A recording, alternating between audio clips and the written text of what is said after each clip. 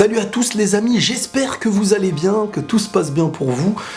Alors, dernièrement je reçois beaucoup de messages, je ne m'y attendais pas spécialement, par rapport à My Hero Academia. C'est vrai que depuis 2 épisodes, c'est-à-dire 2 semaines, je ne fais pas les reviews des derniers épisodes en fait. Pourtant, j'ai envie de dire que les épisodes qui sont venus, comme me l'ont signalé beaucoup de personnes, c'était des épisodes peut-être bien meilleurs que ceux auxquels j'ai pu faire des reviews. Sauf que j'étais un petit peu dans un petit questionnement par rapport à My Hero Academia et par rapport à mes reviews en fait. Je dis pas que j'arrête les reviews de My Hero Academia, mais j'avais envie de, sur ma chaîne, faire des reviews de ce que j'ai vraiment envie de faire, et à côté, apporter un contenu un petit peu qui grandit, qui se différencie des reviews. Parce que, comme les gens le savent, ma chaîne n'est pas essentiellement composée que de reviews, sauf ceux qui sont arrivés pile dans les reviews, donc comme j'en faisais beaucoup sur 1 ou 2 mois, les gens pensaient que c'était une chaîne des reviews. Sauf que non, j'aime bien parler de tout, j'aime bien parler beaucoup de manga parce que c'est un univers que je kiffe. Et My Hero Academia actuellement, j'ai voulu me tester un petit peu à ça, j'ai commencé, j'ai kiffé. Mais, comment vous dire, est-ce que sur du long terme, je pourrais chaque semaine faire les reviews de chaque épisode? Je sais pas. Je sais que pour Dragon Ball, il n'y a aucun problème, c'est mon univers depuis toujours. Mais My Hero Academia, j'aime bien.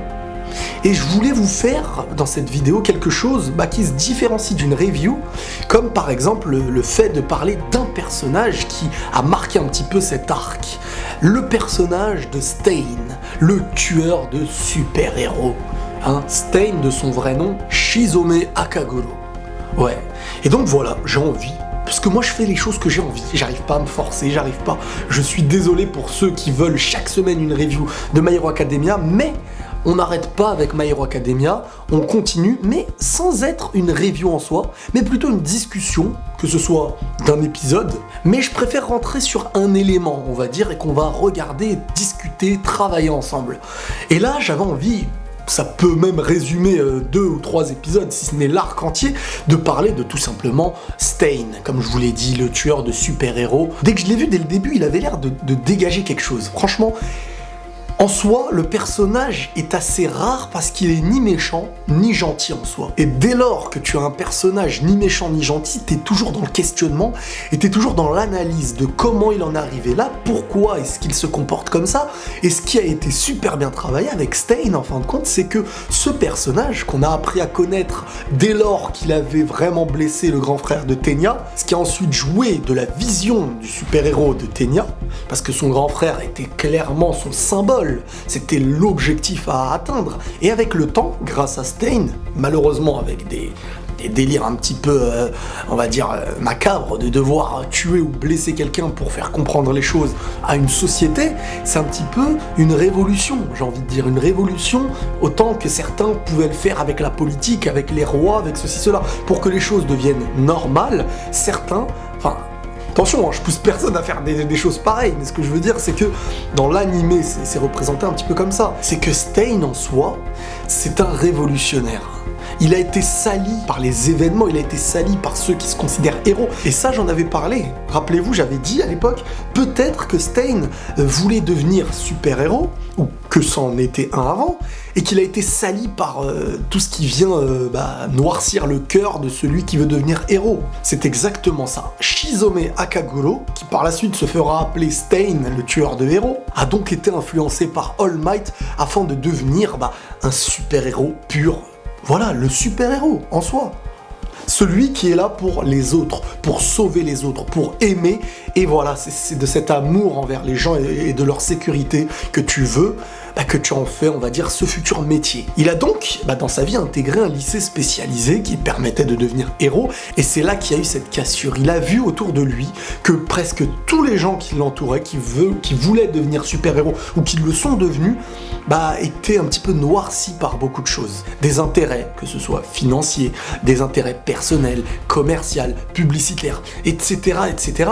Et donc, lui, ça a sali ce qu'il avait vraiment dans le cœur, ce métier, cette passion du super-héros. Et de ce système d'éducation un petit peu perverti, il en est devenu un assassin. Il a appris de lui-même énormément de choses afin de devenir très très fort, et il a créé un petit peu sa révolution de lui-même. Il essayait de parler dehors, il a fait des prêches de son côté en expliquant c'est quoi être un super-héros, pourquoi on doit le devenir, pourquoi certains sont noirci, perverti dans ce domaine-là, alors que ça n'a pas lieu d'être. On apprend qu'il a perdu ses parents, bien qu'il n'était pas lié à leur mort, et qu'il milite aujourd'hui un petit peu à sa manière très extrémiste au retour de l'héroïsme. Il veut purger la société un petit peu à sa façon.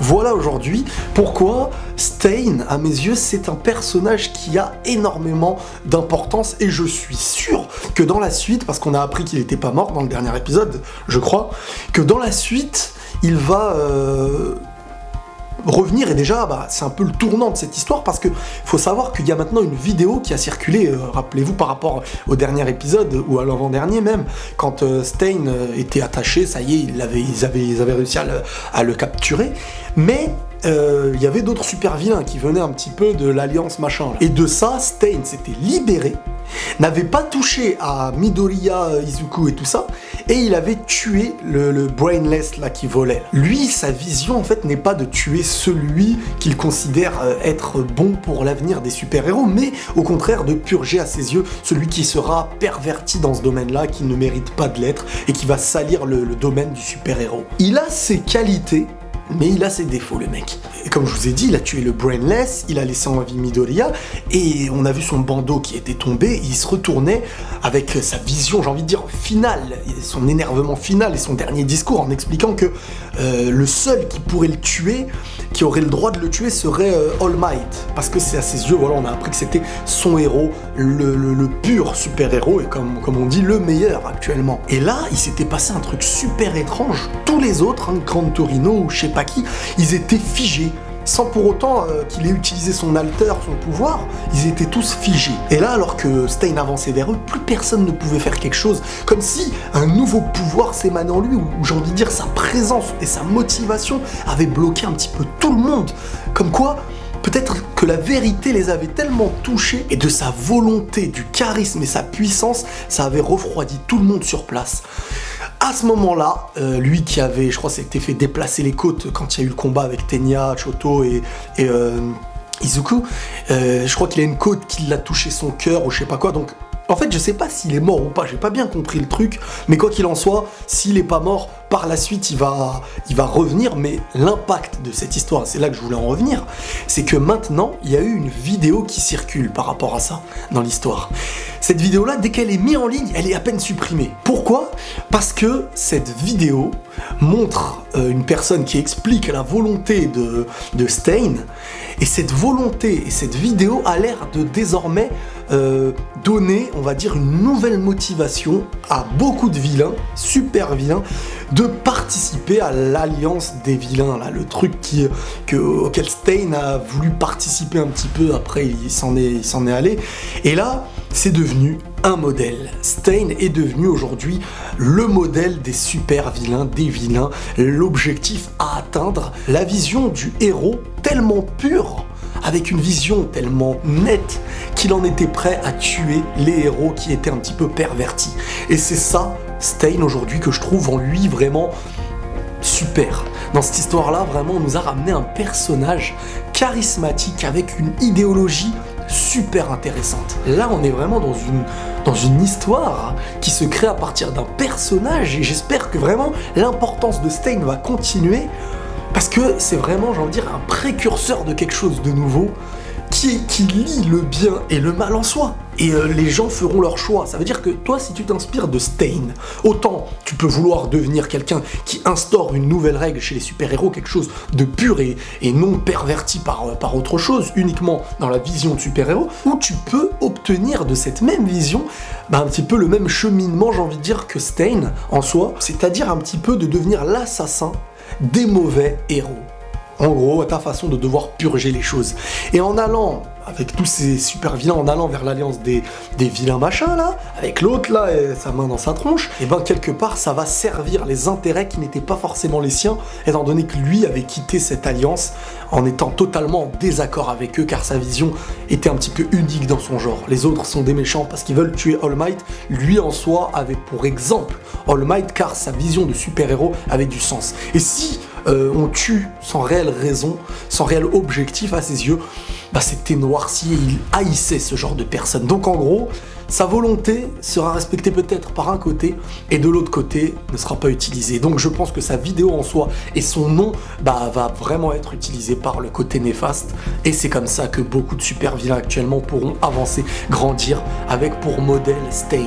Ce n'est qu'une petite théorie en tout cas là-dessus, et voilà, c'était pas une review, j'ai voulu vraiment rentrer et discuter un petit peu du personnage qui est Stain, le tueur de héros, parce que il a dégagé énormément de choses en quelques épisodes, et je pense que son nom restera gravé jusqu'à la fin de My Hero Academia. Voilà les amis, j'espère que cette vidéo vous aura plu, n'hésitez pas à liker à fond si celle-ci vous aura plu. Abonne-toi, réabonne-toi, parce que YouTube il désabonne parfois 2 fois le même jour, hein, on me l'a dit. Hein. Bref, prenez tous soin de vous et la paix sur vous.